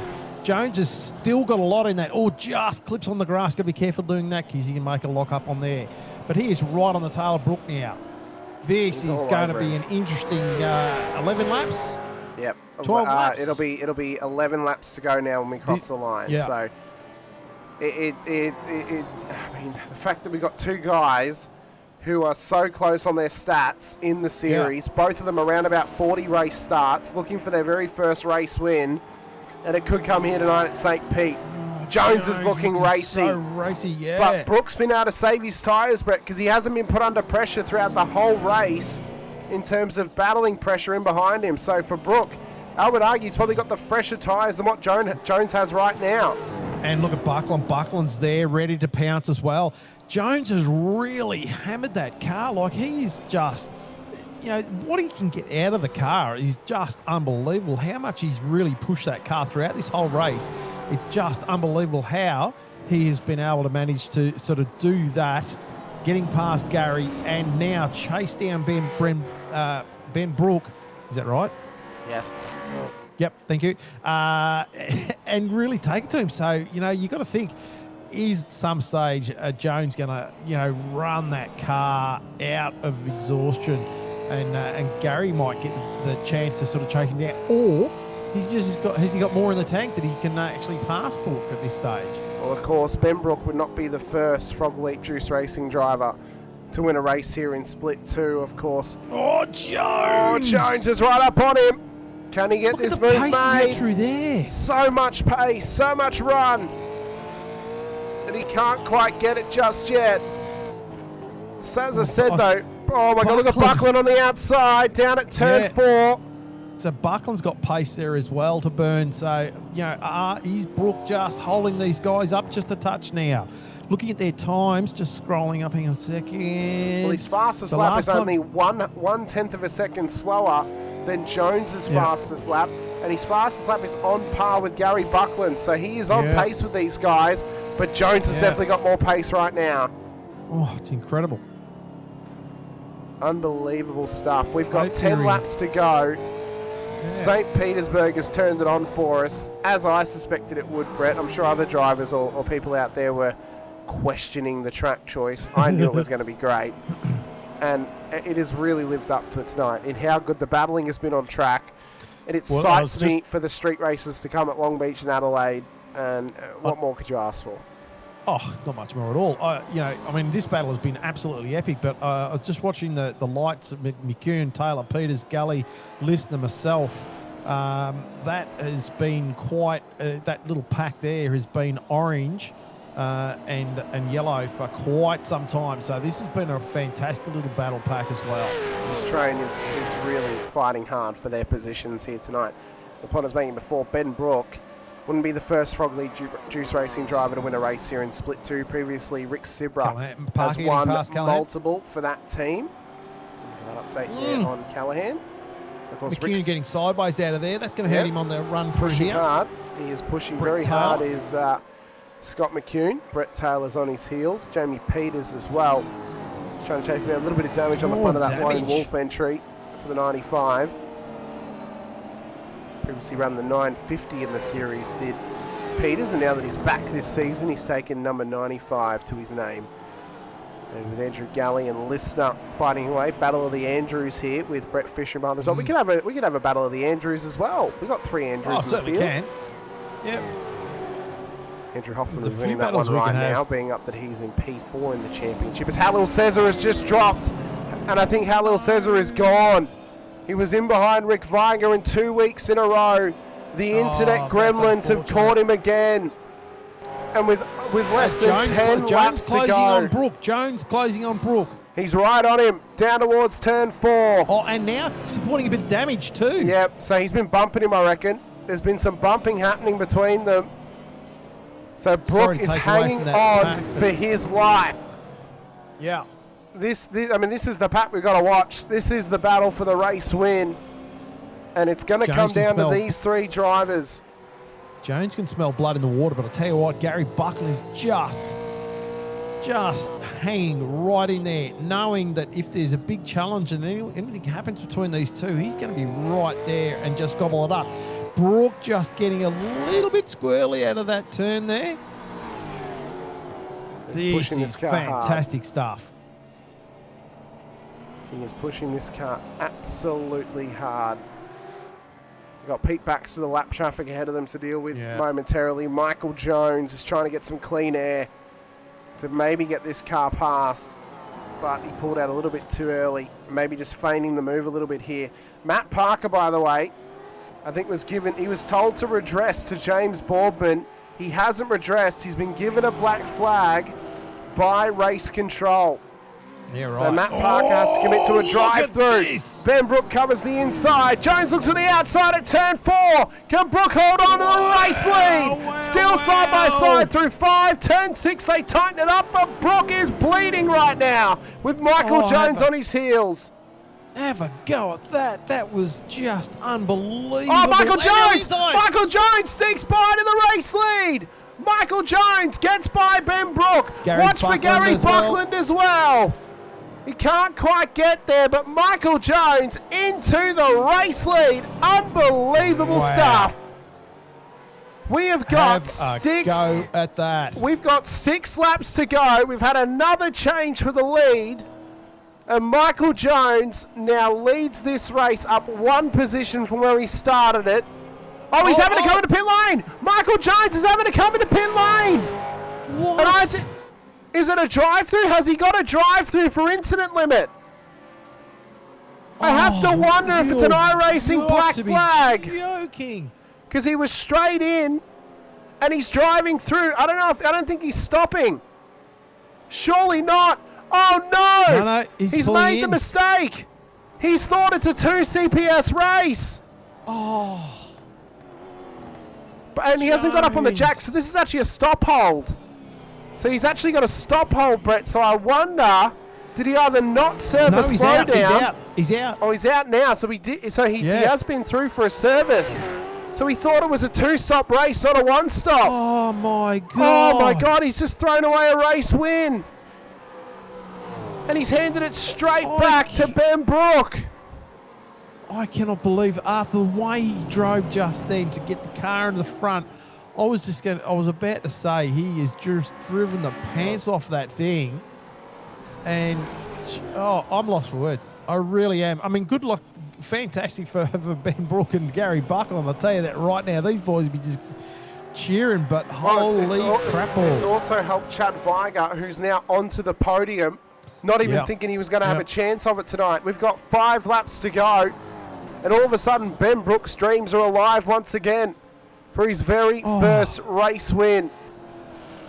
Well, you remember how we talked about earlier that Ben Brooks, not Ben Brooks, Michael Jones pit strat couldn't. Michael Jones, thank you. This was his race to win. It was his race to win literally his race to win. And, oh my God. And he's thrown it away because he hasn't realised, and I would assume he just didn't read the sup regs that state it's a 1 CPS race, not a 2 CPS race. Boys, you've got to read the sup regs. You've got to read the sup regs because it gives you all the information. It tells you exactly what it is. As Chris Blanchard, Tony Chapman, these guys are fighting hard back here as well. James Boardman's off the road. James Boardman has put that car off the road down at the final corner. He's got to get it into pit lane, but his race has gone from bad to worse now as Michael Jones has just gotten past Mick Clifton. Unbelievable. Just go through the state of the nation. Ben Brook up 3, Gary Buckland up 1, Chad Viger up 3, Joel Osterwall up 12, Brett Horsell up 5, Scotty Weston up 13, Abel Verban up 16, Brenton O'Brien up 20, Roy Clark up 21, and Rick Viger up 12. Have a go at that. Some massive gains all throughout this race. It's been great to see from those drivers, of course. They're racing incredibly well here tonight. Gary Buckland, as is Gary Buckland, who wants a crack. He wants his third race win, over. And he's second of the season. He can't quite get there. And the car's looking hungry too. He's really having a crack here too. He knows the laps are winding down now. Is Brooke hurting? Is Brooke hurting right now? I reckon he would be. I reckon he'd have to be. There's some heat. Oh, pardon me. There'd be some heat in those tyres. And although Gary's just dropped off the back. Well, he's just lent it back a little bit, so I think he may be just trying to take the stress off the tyres, or maybe he's realised it's not worth pushing it too hard to risk it for a race win, when in fact he could take home P2 points, lead the championship into Anzac Day next week without destroying it. So that's what's on the line for him right now. And of course, we have the absolute pleasure next week, Brett, of broadcasting on Anzac Day for the first time. We've raced on Anzac Day previously a few years ago, but for the first time we actually get to broadcast it on Anzac Day. So that's going to be a very special one next Saturday night, 8:30 p.m. Australian Eastern Savings Time. We've got the last post to play, as well as through the poem and the moment of silence as well, and then the national anthems for next week. I'll sing it's going to be a lot of fun if you want. No, I won't, joking. James doing the fastest lap of the race there with the 1:13.792, but that is just unfortunate for Jones. Fresh, that is fresh car, fresh tyres. Yeah. And he's got clean air as well, so that's why he's able to push on. But Jones, you've just got to get with the program, my boy. Unbelievable. So the front is all spread out a bit now. Unfortunately, Brooke has got about a second lead over Barkle and Viger, but back to Barkle. But 3 seconds back. Osterwell 2 seconds back. Horsell 5, 6 seconds back. Weston 6 seconds back. Brent O'Brien. He's doing well. He's about a second back. He's up 20 positions here tonight as Brent O'Brien. Yeah. So that average of around about 20 positions gained each race is still true for Brenton this season. Proving where his strategy and his true pace lies. It's just he hasn't managed to get the qualifying pace down pat as Brenton, but this is truly becoming a masterful performance for some of these drivers. So Michael Jones has now got the back of this train as well with 2 laps to go. He looks to try and sneak his way back into the top 10, but ultimately the top 10 is not going to be nearly as sweet as what the race win would have been if he had realised what it was. That was just, that was a phenomenal drive. Yeah, wow. Anyway, we move on. We do move on. So, Kokoschki just getting past myself there. Yeah, Brett, it's not too bad of a performance tonight. Down 4 after having to come in very early in the race and then doing a second pit stop. This is not too bad. No, I was actually happy with the consolidation. I actually think, Brett, it would have been better for you just to take your full service on that first stop, and then just, if there was a safety car, you come in and you do that 1 second pit stop to get the CPS complete. That probably would have been the better option for you. Just a shame you had to do it under green flag conditions ultimately, but yeah, things happen. I mean, it is what it is, and I'm not disappointed with, with what happened. He had a bit of a crack here at Kokoschki, but he's a good driver. Well, we've got the white flag, and we've got one lap to go. Buckland is pressuring Ben Brook for this race win on the final lap. He's just let that car cool off. Yep, Viger and Jones running side by side there for a second. Yep, they're still battling. Buckland's just He's not close enough. Car cool off. He's not close enough to him. He had to be right on his tail out of turn 9, and he hasn't gotten it done. He's not close enough to do it at turn 11 when they get into the braking zone. So he's got to try and maximise his run through 11 to hopefully set himself up for the move down at turn 14 at the final corner. Is he close enough? He's not. So for Ben Brook, he's just got to get through here nice and cleanly. Hope the traffic keeps out of his way. Yeah. To the braking zone he goes. He joins his previous teammates of Rob Crisdale, Rick Sibra, and Mark Poynton as he joins the list of race winners for Frog Leap Juice Racing in Split 2 of the V8 Veterans. Ben Brook wins it on the streets of St Petersburg. Well done, Ben Brook. That was fantastic. Buckland, Viger on the podium tonight. Oosterval and Horsell for the top 5. Weston, Verban, O'Brien, Clark and Viger will make up the top 10. Michael Jones will miss out on it after a strategy mishap cost him a race win. Yet again. And this is the message we're going to send to Michael: is fool you once, shame on me. Fool you twice, shame on you. And it's got to get to the stage where you've got to try and nut down the strategy game. If you can figure it out, you will win races. You'll win the championship. That is the one thing that has cost him arguably 4 race wins to this point. Yeah. As Ben Brook gets his celebrations going in the escape road. What a race, what a drive, and a new race winner in Split 2. And I tell you what, Gary Buckland too, kudos to him. He drove that race absolutely perfectly. He kept himself out of danger. He had a few cracks here and there, but I think he played the smarter game there. I mean, a very, very smart drive and a fantastic drive for those out there that managed to get a solid performance in tonight. A shame for others who unfortunately missed out on their major opportunities across the evening, but a race win's a race win, and that's one that Ben Brook is going to taste the simulated champagne oh so sweetly. And you know what they say, Hamish? If you're not first, you're last. Yep, that's right. And for Ben Brook, he is finally P1 on the road here in Split 2. Coming up, though, we've got the post-race interviews, driver of the day. We've got to figure out driver of the day, Brett. I mean, unbelievably, we've got to figure it out. Do we use the wild card early? Because have we already used the wild card? We've used one. Yeah. Do we use it again? And do we end the wild card run early this season, or do we figure somebody else out that we could give it to? We can make arguments for the likes of Roy Clark, Brenton O'Brien, being up so many positions. There's the likes of Oosterval, who did well tonight. Buckland drove very well once again, but he has won driver of the day this season, so he can't be nominated. Yeah, I'd like to hold on to the wild card. I think Benjamin did a great job, fantastic job. I'd like to see it go someone else because there was some fantastic racing out there tonight. Let's face it. Well, we're going to get our driver of the day nominations into the chat that you can pick from here this evening. There's a couple of names on my list that I think just did a fantastic job to survive the racing here this evening and really put themselves on the front foot for tonight's race. I was very impressed by a couple of drivers out there. I think, you know what? Yeah, let's get him in there too.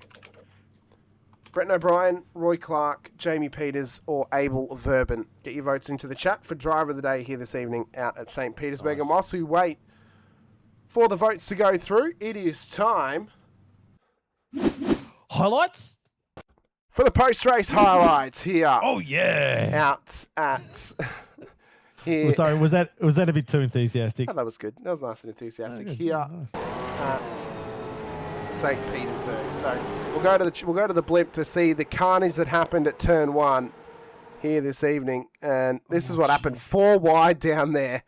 Contact as Kokoschki just cut the nose of Chapman, and just a car park scenario for those guys through that corner and then it all just ricochets even further back. There you see the contact between Listener and one of those shadow racing cars as well. One of those clowns. And then Andrew Hoffman involved in it as well. Yep. So that's a big, big moment for those drivers that early in the race. Pete Baxter as well. I believe he was one of them that got caught up in this moment. So we'll see what happened to Pete down here. Look at that and how this five occurred. and 6 wide. Oh, you see that? That was Duggan trying to split the gap. Never going to work. Never going to work for them. Oh, who's that turned around up there? That there was that Nathan Favero? I think that might have been Nathan Favero. Yeah, wow. He was spun round early. So there's a lot of that first few meters was treacherous. Tony Chapman as well had an off track down here at final corner. We saw this happen earlier on. That was how that happened to him down there. Matt Monday too, going off down in the staircase section of the circuit and making contact possibly with the wall as well. So he came through, and then this is what happened down at turn 8. Just ran it too deep. Locked the brake. Barely kisses the wall. Yeah. This was Kikoshi, the first of the turn 11 victims here tonight. And turn 11 did claim a lot of victims out there. Yeah.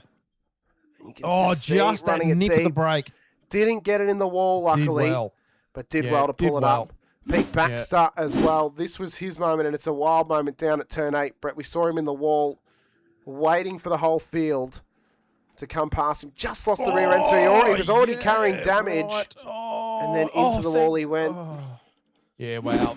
Derek Lovegrove as well had this moment down at turn 11. So again, another turn 11 victim once again. That's what happened to him down there. Michael Quain, we questioned if this was contact with Matt Parker down here at the final corner as to why he got a drive through. So he gave him a bump. Wipe of the bum. Yes, he gave him a bump, and then he just spins him round at the final corner and drives straight through him. So very, very poor move there for Matt Parker on him.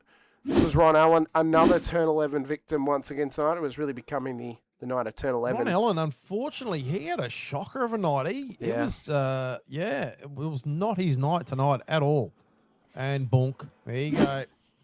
Straight in reverse. James Boardman as well. Another victim down here at turn 11. This is what happened to him. Locks the brake. Trying to decide where he goes and just put it in the wall. Yeah.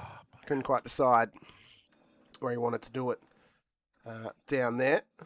And then Ron Allen again at turn 11. It happened 2 times down here. So that car was already damaged into the braking zone. Didn't want to pull up. Didn't want to turn in. Straight off. And luckily just kisses the wall. Yeah. Jamie Peters as well had an off track. Got some contact off of Kokoschki. That sent him across in towards pit lane. So that's a tough one for Peters to get going once again. In a real struggle street moment at that point in time.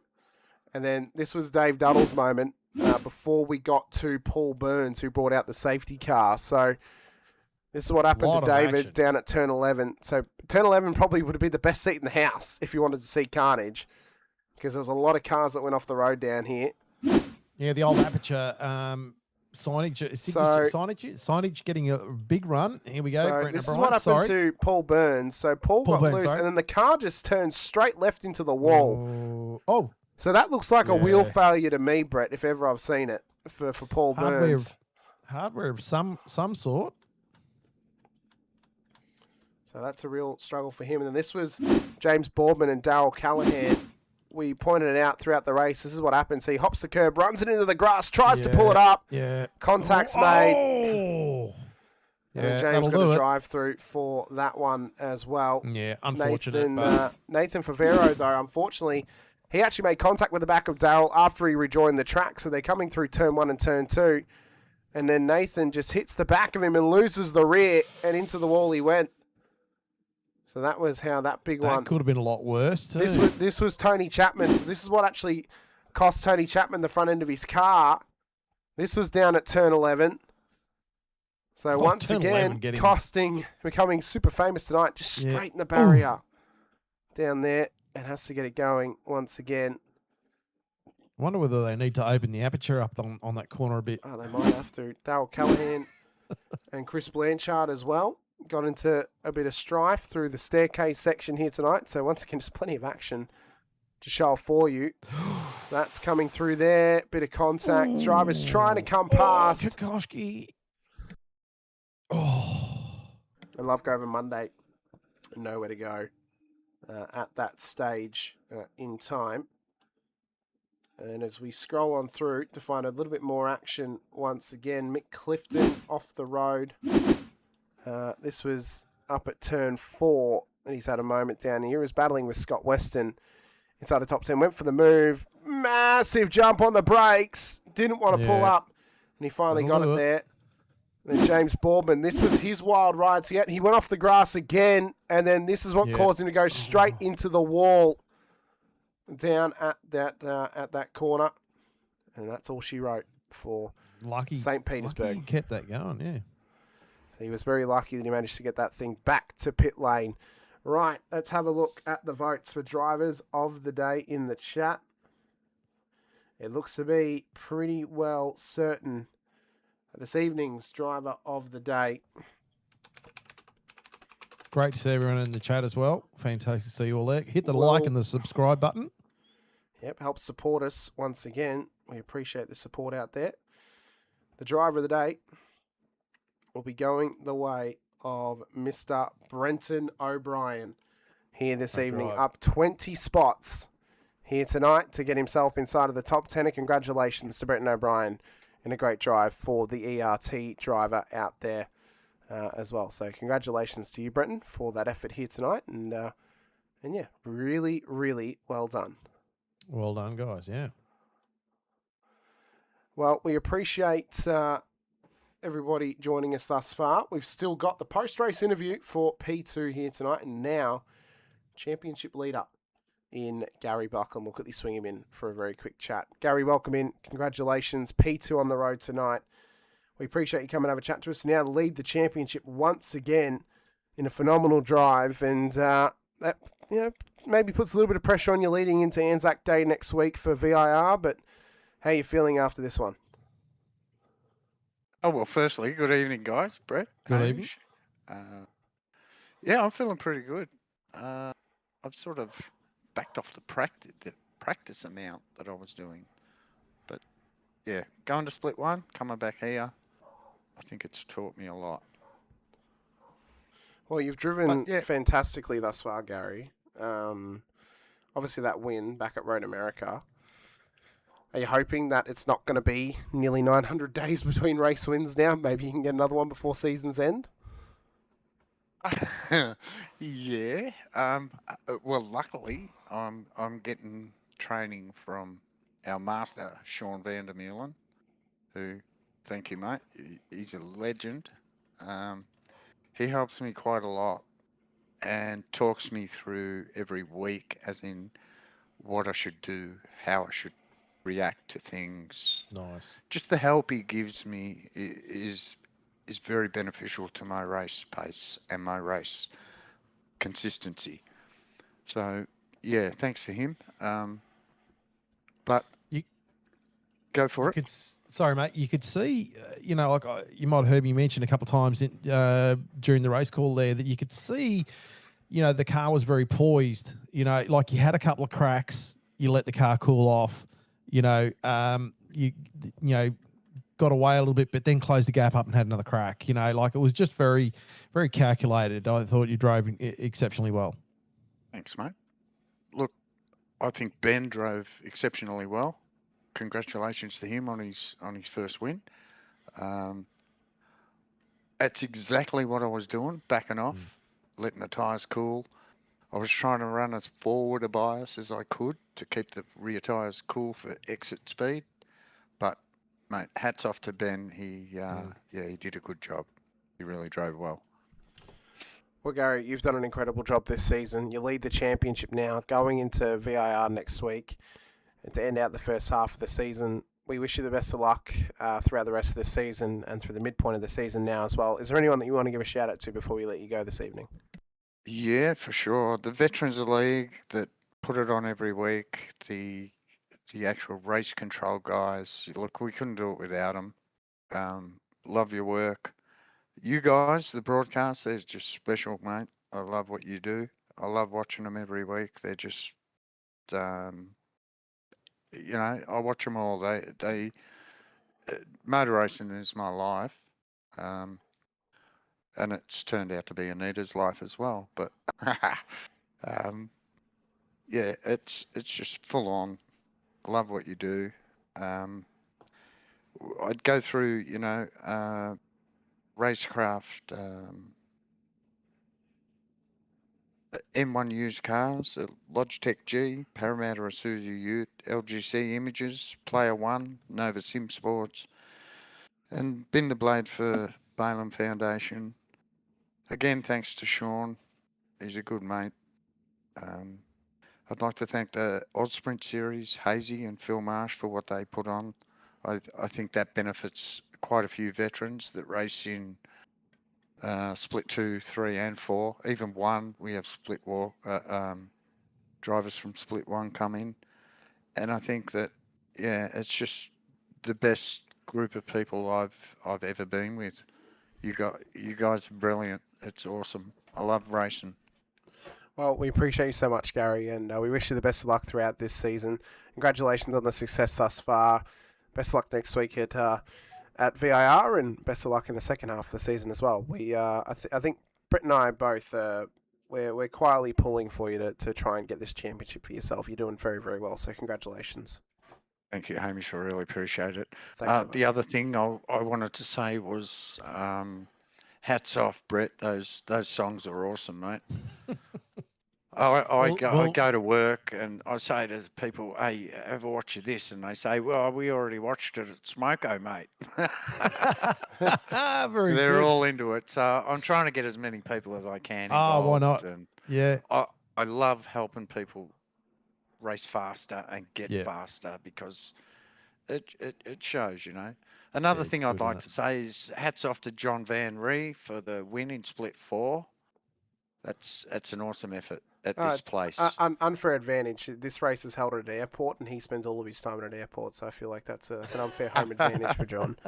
No, I think he did a magic job, mate. No, he did a great job. Bringing it home in the front. John did a great job, and now we just need to see Baldock get a race win. I think that'll even it up between them both. But Unbelievable. I think it's coming for him. I'm sure. I really appreciate everything, guys. Thank you very much. Thanks so much, well, Gary.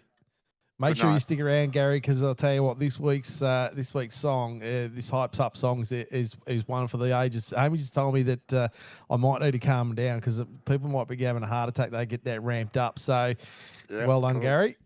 Cool, mate. Thank you. Congratulations, Gary. Gary Buckland, P2 here this evening, and now the championship leader. Best of luck next time out at VAR to Gary.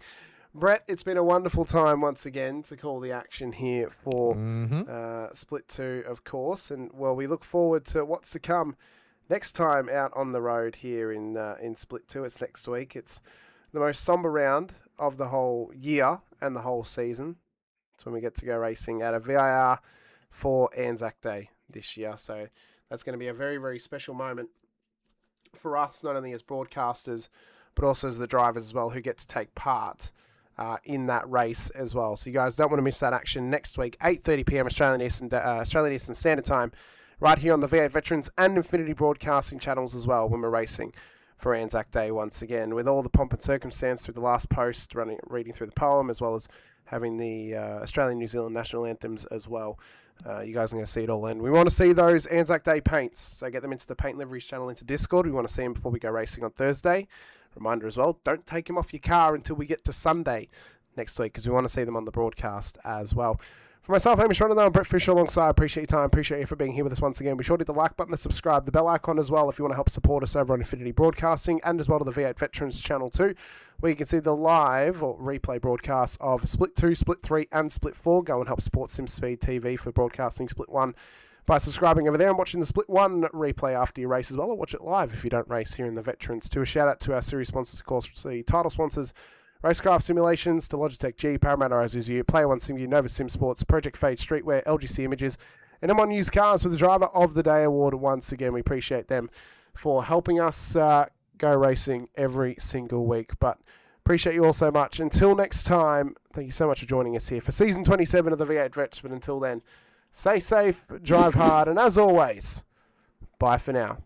Brett? Is it time, Hamish? Is it time? It's time. All right, people, get your headphones, pump up the volume. Here we go.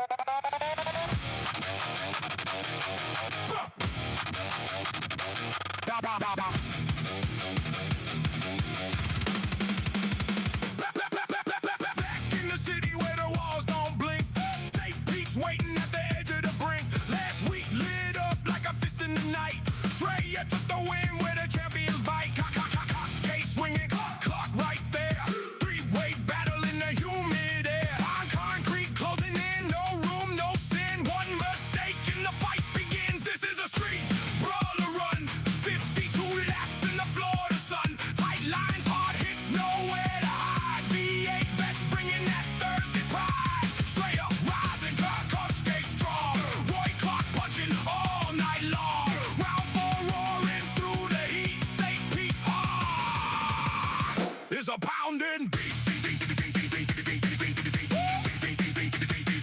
It's a pounding beat. Championship table shaking again. Blanchard leading but feeling the strain. Gary Buckland chasing, hungry for more. Koshgate climbing, knocking on the door. Hoffman steady, clocking the fight. Five-way pressure under neon light. Grip the wheel. Feel the strain. Street circuits, don't forgive the pain. Hold your nerve, trust the call. One wrong move and you're in the wall. This is the street brawler run. 52 laps in the Florida sun. Tight lines, hard hits, nowhere to hide. V8 Vets bringing that Thursday pride. Schrager rising, that Koshke strong. Road clock punching all night long. Round 4 roaring through the heat. St. Pete's heart is a pounding beat. Is a pounding beat. From the harbor to the final turn, every driver's got a fire to burn. Round 4 written in sparks and scars. St. Pete streets make the vets into stars.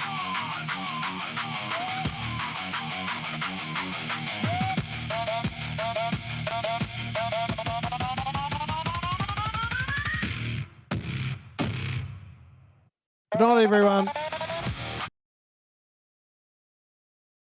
Lines screaming, tires bleeding, virtual cubes, the motor's breathing, engine thunder from down under, piston fire, turn asunder, put your name in lights.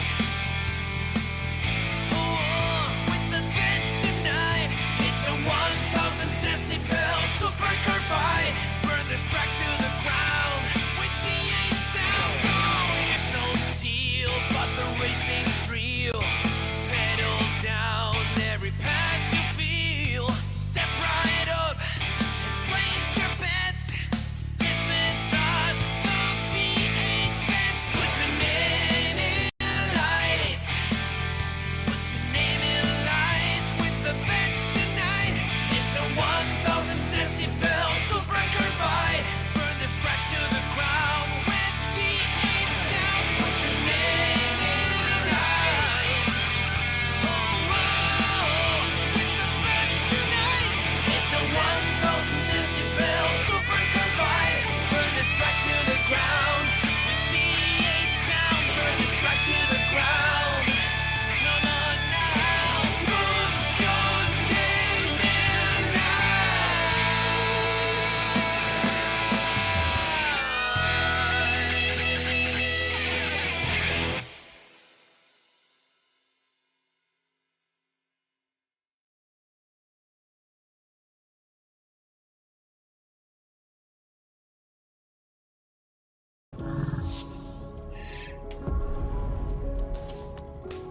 The Racing Series is a new milestone in Logitech G. All the great old wheels, the G29, the G920, the G923, they all have their own unique way of connecting to each other, but there's no room for expansion with those products. So the question arose was, what if we were to give the opportunity for the racer to switch out from a drifting wheel to a GT rim?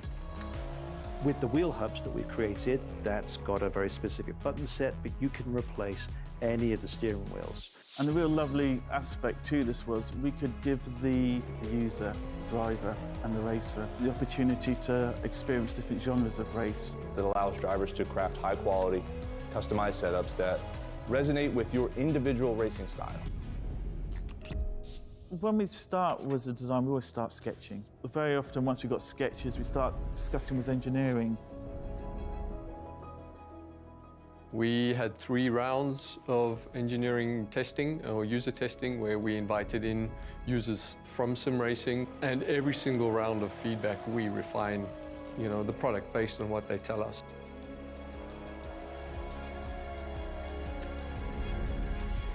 In the sim racing lab, again, we're going to use data to really analyze what a driver needs. We've used everything from eye tracking to the inputs from the pedals, the inputs from the, let's just say, input devices, the wheel and the pedals, the shifter.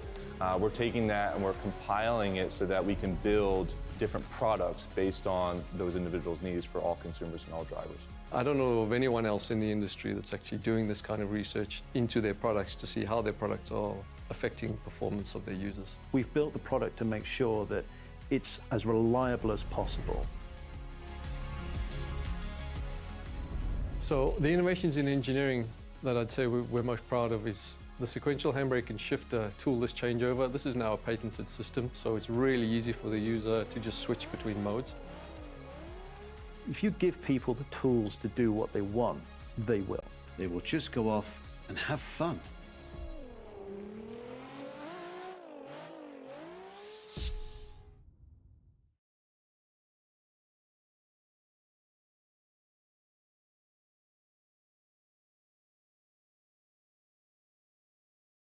Introducing the Rackraft PT1, custom-built full chassis racing simulator.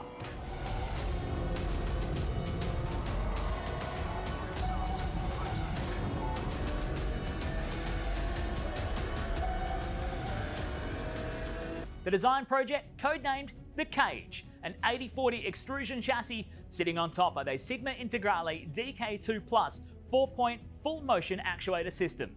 No compromises in the cockpit of the PT1 simulator. To maximize the experience, we start with the 49-inch ultra-wide monitor for the greatest field of view in a small footprint of the simulator, down to the SimuCube wheelbase that's tucked up and behind the monitors with SimCore extensions to get things out of the driving area. Everything is connected to a Cube Controls GTX steering wheel with the built-in dash and all the extra button functions available at your fingertips.